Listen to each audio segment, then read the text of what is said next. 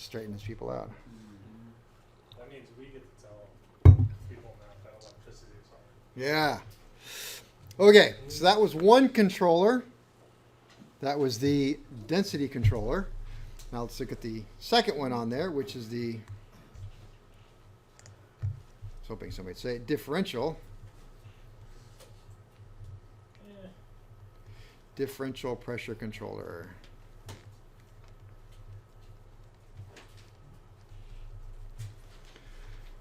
All right, one side of a bellows. I don't know if I want to call it a bellows. It's more of a, I like to think of more of a diaphragm. So one side of the diaphragm versus the other side of the diaphragm, but one side of a, we'll go with what I have here, bellows. Is connected or senses connected to upper deck pressure, UDP, save time, SeaWorld. Other side of bellows is connected to manifold pressure. I'd be taking on notes. I don't have my notebook. Need paper? What's the matter with you? He's like, I can remember all this stuff. Don't worry about it. It's simple. It's so simple. All right. Why do you think there's 100 views in all this video? What's that? Why do you think there's 100 views in all your videos? Hey, just keep doing it. Keep hitting, smashing that like button. One of these days it'll be monetized. Like and subscribe. Like and subscribe. Ads every minute. What's that? Ads every minute? Oh, yeah. I don't think there's any ads right now, I'm sure. And I'm not doing it right. Hey, what's going on, man? YouTube out there. It's Kev. Sponsorships. He's just sitting reading them off.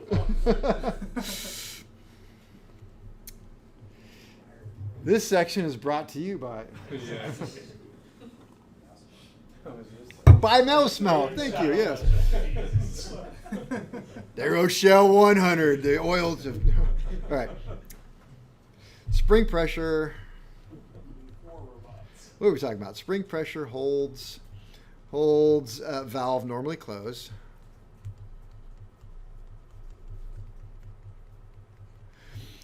So if that's normally closed, see, this is where you got to really stop and think it through. If that is normally closed, that means that the density controller is pretty much generally closed unless we're at full power. So that one's closed. This one's normally closed. So if they're both closed, that means that oil is not flowing, which means that it's going to get backed up in the wastegate, which means the wastegate is now going to go from its normally open position to a closed position to start spinning up the turbo. So see, normally closed means oil pressure builds up and wastegate. We should just review that WG. And ultimately, and sends exhaust to turbo. Turbo on.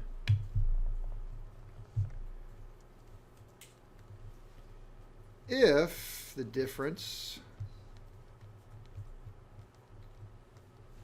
between upper deck pressure and manifold pressure, if the difference between the two exceeds a set limit, valve opens and bleeds off oil, meaning the wastegate will start to go towards its normally open position, slowing the turbo down.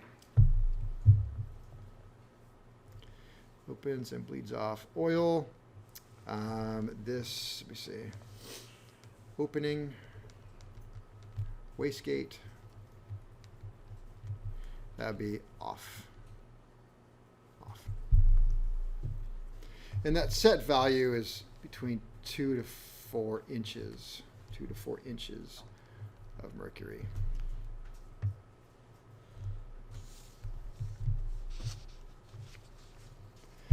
And let me know when you got that written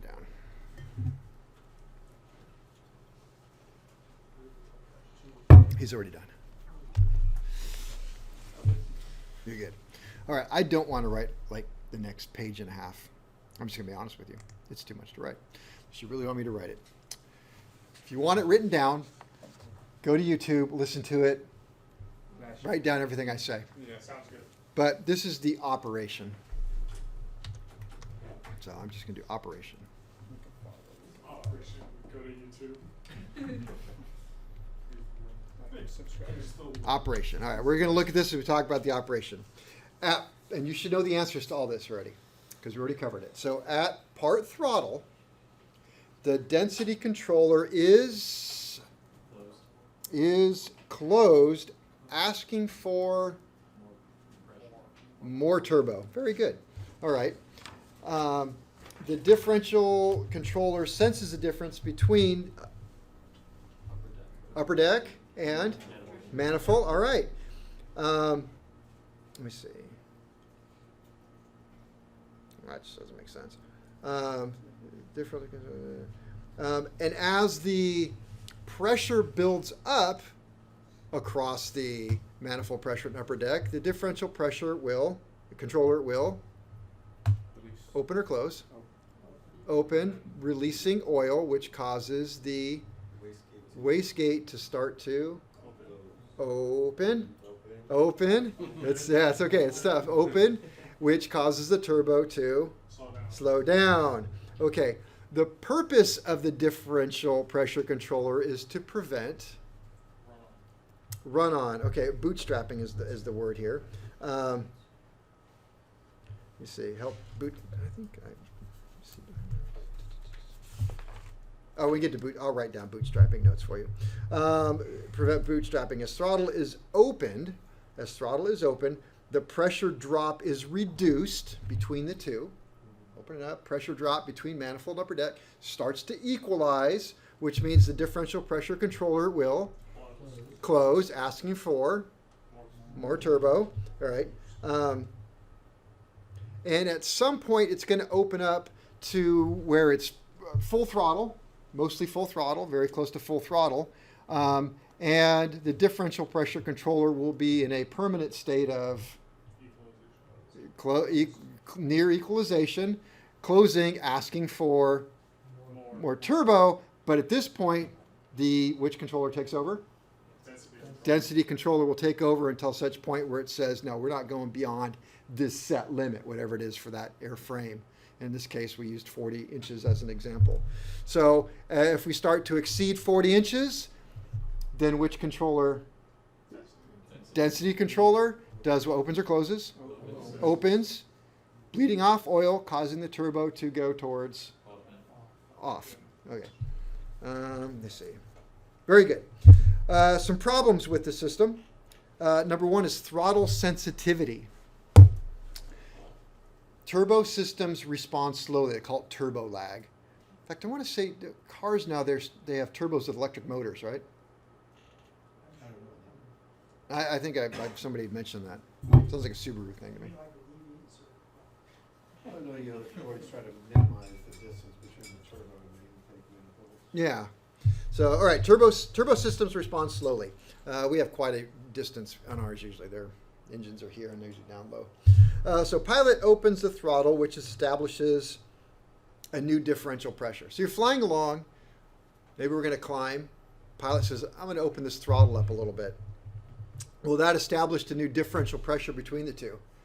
So now the the differential controller's got to do something. So differential controller senses this change, says, well, we just dropped down too low, and I need to bleed off some oil or block oil and send that and make the change to the wastegate. Well, that took some time. Now the wastegate's got to change. So the wastegate changes, And we'll stick with this. So differential controller senses change, repositions the bleed valve. New bleed valve setting changes oil flow from wastegate. The wastegate changes position and now increases the turbo speed because we had a loss of differential. The increased turbo speed increases turbocharging, which increases upper deck pressure. Upper deck pressure went up. You didn't change the manifold. It just went up. Manifold valve stayed the same. So what happens to manifold pressure? Okay, try it again. Flying along, and we're part throttle. Yeah. And I open it a little bit more. Not all the way. I'm part throttle. I went a little more part throttle. Okay, so manifold pressure went up, but it actually equalized between the two. So before, let's say we only had 2 inches separating them. Density controller's happy. I open a little more power, and now it dropped below 1 inch. All right, so we got a density controller. We got a problem. So what does it need to do? More turbo. So in order to get more turbo, it's going to block the passage. Blocking the passage, oil's going to build up in the wastegate. Reposition the wastegate. This takes some time, right? Reposition the wastegate. Turbo goes a little bit faster.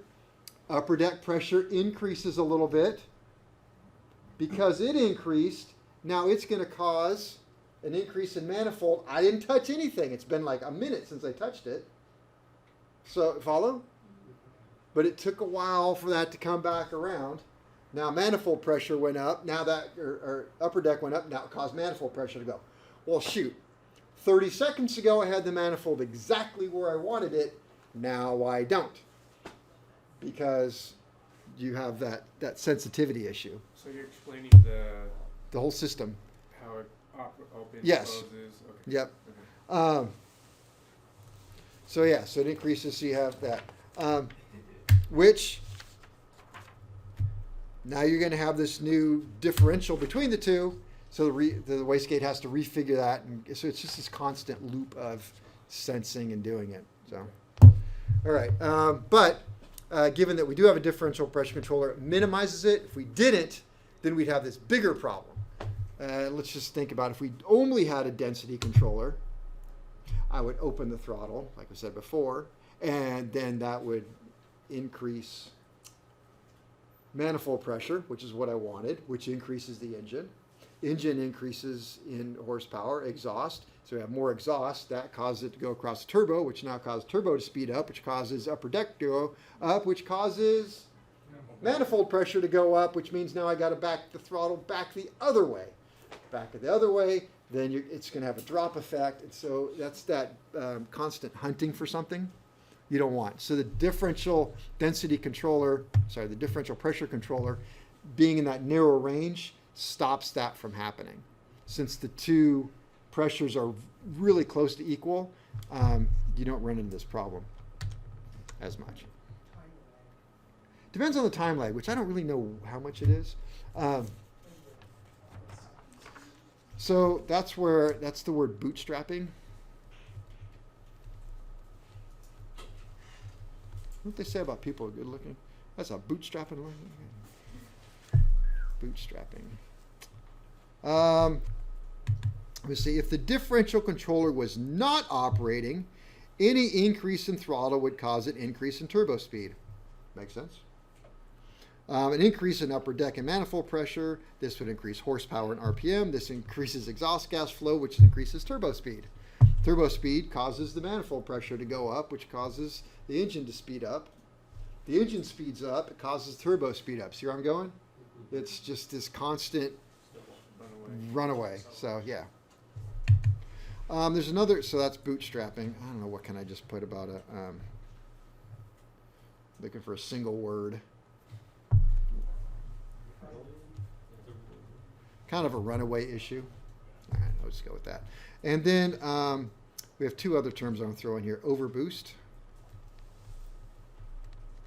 Overboost. When manifold pressure exceeds a set limit set by the engine manufacturer or the airframe manufacturer. If you get overboost, and I think we're going to talk about some more of that later, some actual. I thought I had some numbers in here. I want to say it was 3 seconds. Yeah, it was overspeed. Manifold pressure exceeds set limits for a certain amount of time. Set limits for a period of time. In other words, maybe I've got a manual controlled system or even automatic and one of the controllers is stuck and I set something and it's not supposed to exceed, say, 32 inches and I'm flying along and I put my book down just to kind of look out and see how things are going. And I look over, oh geez, it's not supposed to go past 32, I'm at 34. That's overboost. And then you have to go into the service instructions and see what are you going to do. How much was it? How long was it for? That's bad. It can go all the way up to a complete overhaul in disassembly. And then there's overshoot. Overshoot isn't that big of a deal. It's a momentary overboost. A momentary overboost due to system lag.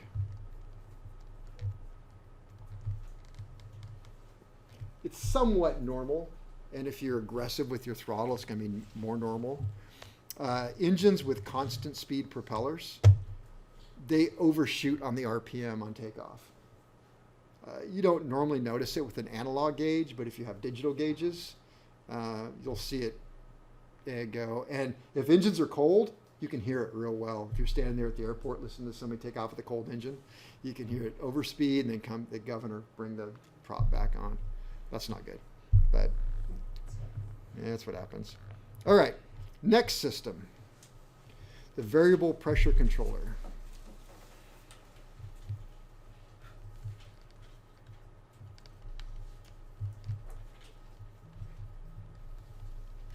Now the nice thing is, once we understand you have a controller that blocks and bleeds oil and a wastegate that opens and closes based upon that, you've pretty much got all the systems down. Nothing's going to change. All the wastegates are going to operate exactly the same. Controllers are pretty much going to do the same thing. They're going to bleed or block oil. They just work differently and sense different things. Well, let's see if I've got that over here. So I'm looking for the Lycoming variable pressure controller. All right, lots of pictures here on this one. Let's start with the simple one over here onto the right side. See if we can enlarge that some. There we go. Okay, making heads or tails of this one.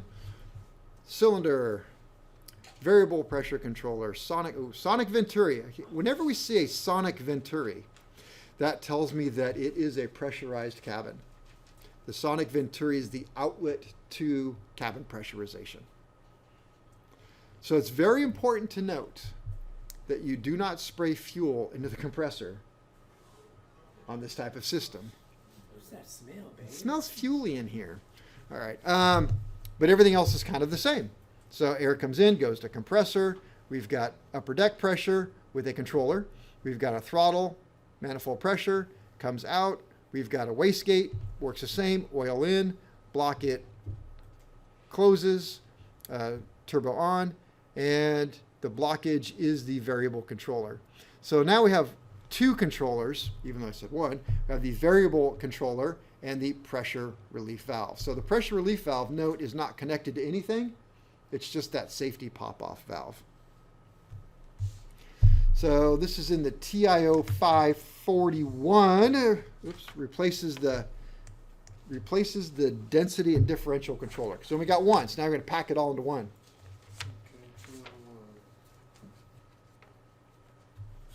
That is not a picture I want right there, is it?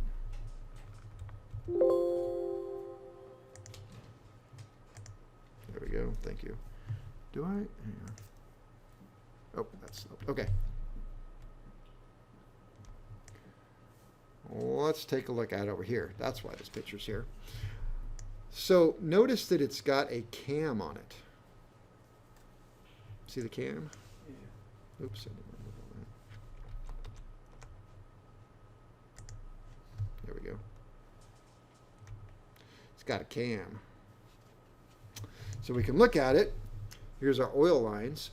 So it's got one sensor coming here off of the,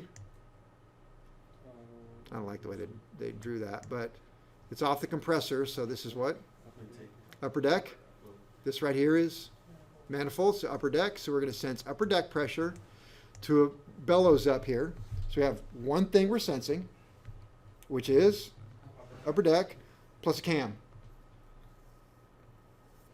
So what's going to happen with this one is now we're going to reference our throttle.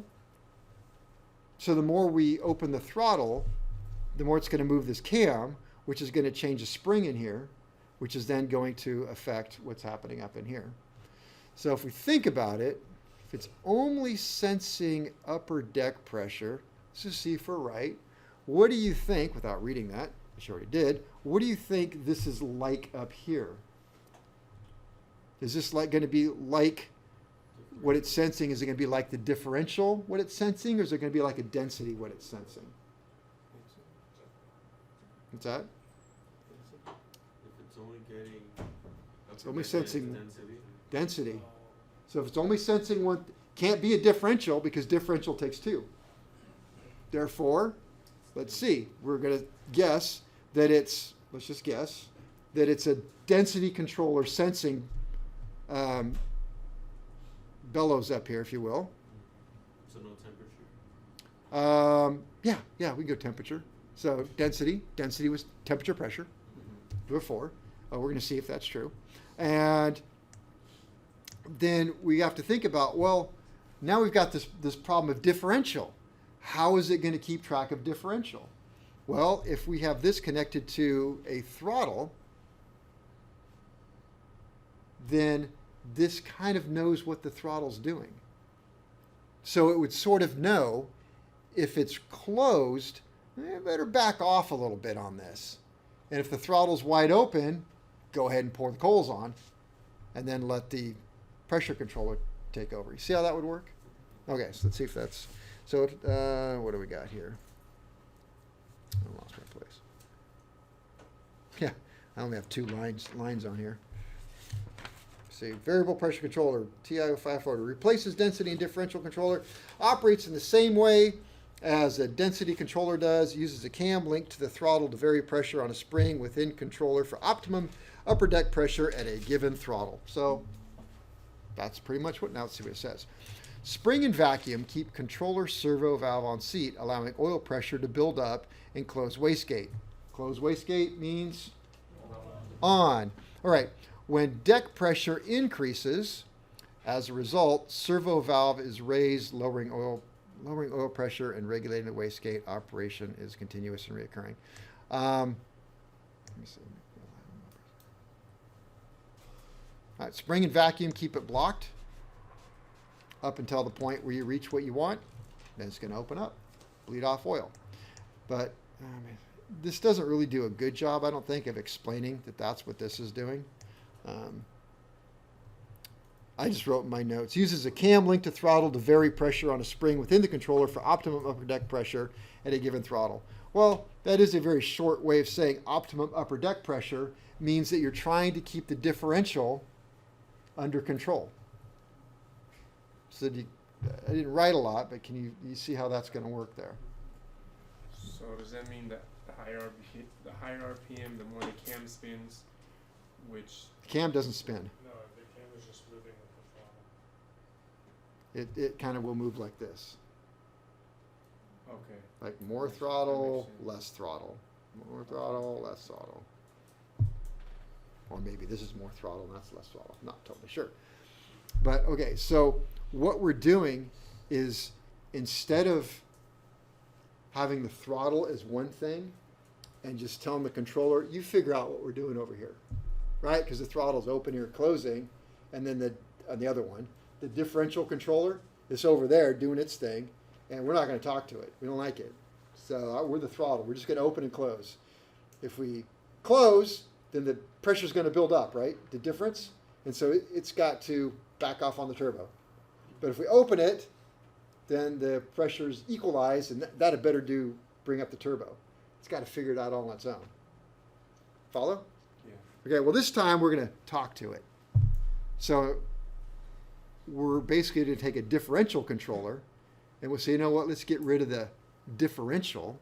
We'll go with the density, and we're just going to tell the density what we're doing. So, hey, density, we're going to close the throttle, so why don't you just back off a little bit on that for us, would you? You've got the ability, right? I can do that, I don't mind. I really only sense density. Well, that's okay, just we're going to tell you. Open up a little bit because we're backing off. Then we add some more throttle, and the pressures are going to equalize. So we yell back over here at this variable pressure controller. That's the variable part. Hey, do us a favor over there. We're going to need to change over here. And that's all there is to that.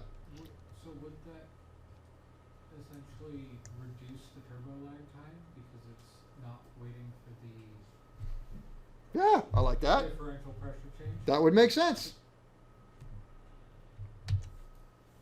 But I think at the same time, you could open yourself up to maybe misadjustments. I don't know.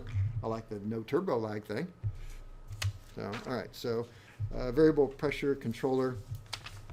Oops.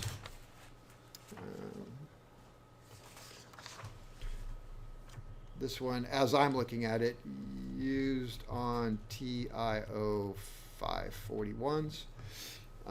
Let's see. Replaces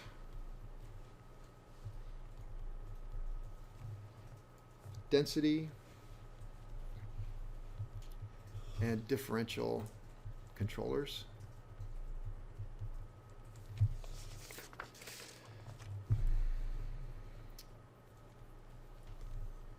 Operates the same way a density controller works.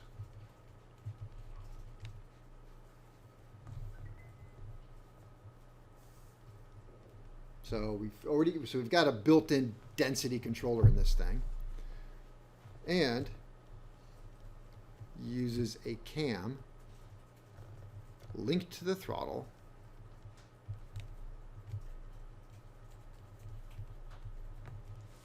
to vary pressure on a spring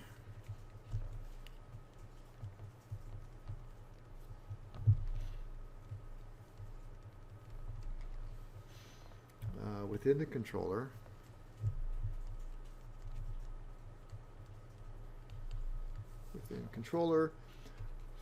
for optimum upper deck pressure at a given throttle setting.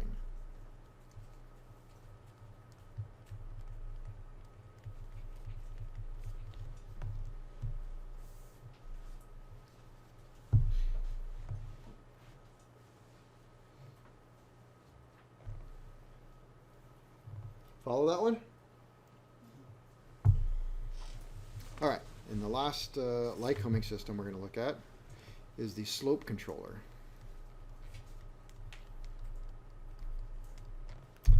This is the one that, to be very honest, I've had the most difficult time finding any information on. This is a difficult one at best, but we'll take a look at it. I think we covered this one okay. If not, we can come back to it. We're doing fine.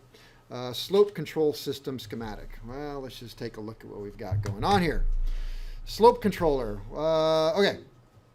Coming in, we've got upper deck pressure. We've got our pressure relief valve, and that is there as a safety. Thank you. That's exactly the word I want. A safety in case the system to prevent an overboost.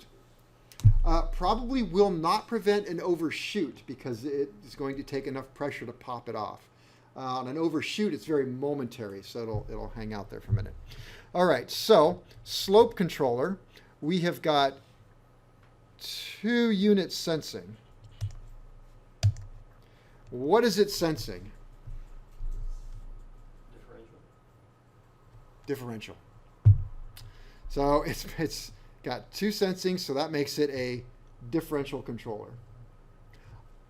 This is about all the information I have on this thing. Of all the books I've looked at, they all kind of say, well, it's basically just a similar to a differential controller.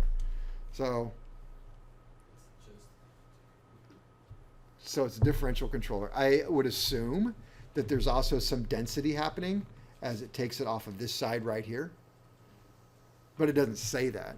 So best I can tell you right there, it's similar to a differential controller because it's connected across the throttle plate. So how's that for simple? So I like it. yeah, similar to differential controller.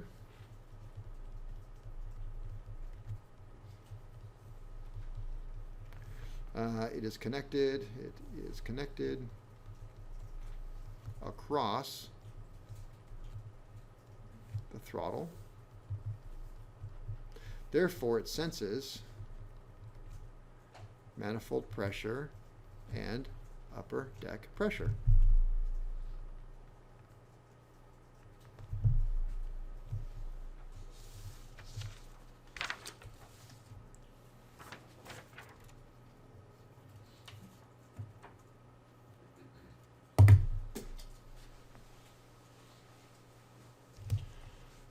All right, those are our 3 Lycoming systems we're going to look at. Let's see.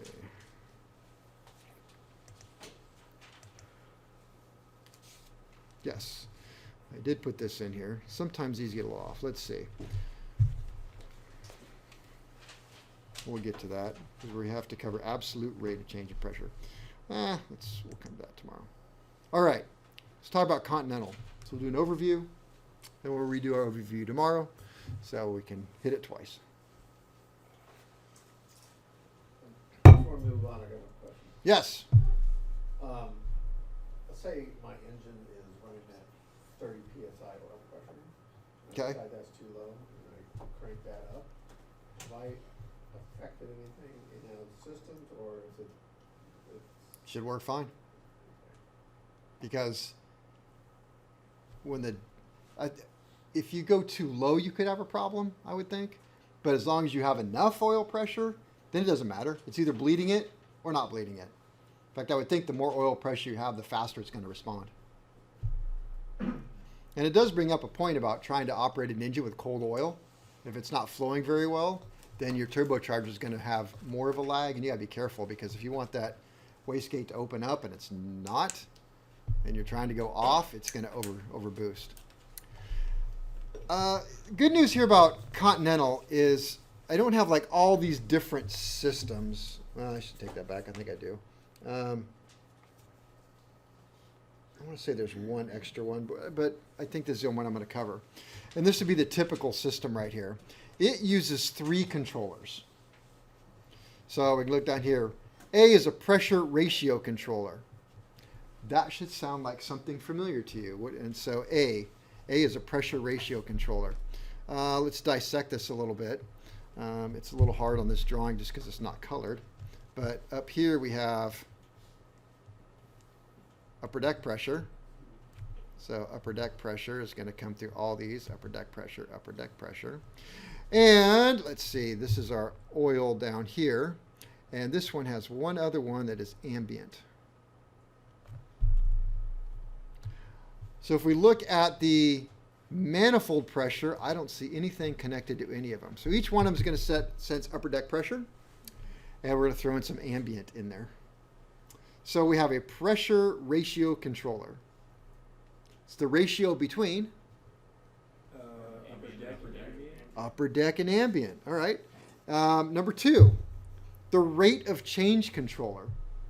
What this one does is just like the name sounds, it is sensing the rate of change happening. So if we're going from a very low boost situation up towards, here it's got 30.5 upper deck. So let's just say we're, much lower. I don't know. And we're going up. It's going to sense how fast it's getting there. And if it's getting there too fast, it knows what's going to happen. It's going to bypass it. It's going to overshoot. So it's like, whoa, slow down there, Tiger. You got to back off a little bit. You're coming up too fast. This is going to be a problem. I can see it coming. It's like with kids. So it'll just open up, start bleeding off some oil before it has a chance to do that. And then C, the absolute pressure controller. What does that sound like? Density. Sounds like density to me. So let's see. 3 different controllers, and I'll write all this tomorrow, and we'll talk more about it. The absolute pressure controller. And I did make a note here. Most unpressurized aircraft use a cam on that one. Rate of change controller, pressure ratio controller. All controllers are vented to upper deck pressure. Well, we can see that right there. All controllers operate to restrict or bleed off oil, just like Lycoming is the correct answer. Let's start with the absolute pressure controller. Which one is that? That is C on there. Not that it matters because they all look the same except for A. Absolute pressure controller designed to limit the maximum upper deck pressure. Sounds like A. Kind of does, yeah. At a set limit, it will do what? Bleed off and start opening the wastegate. Yeah? All right, that's pretty simple.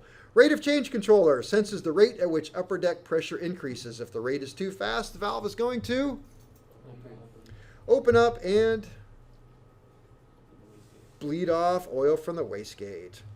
Pressure ratio controller. At high altitudes, the turbo must work very hard to keep the manifold pressure set for max horsepower. So this is where it's going to be a little bit different. So, all right, we're way up at altitude. This thing's got to work real hard to get the maximum amount of pressure that it would otherwise want. All right?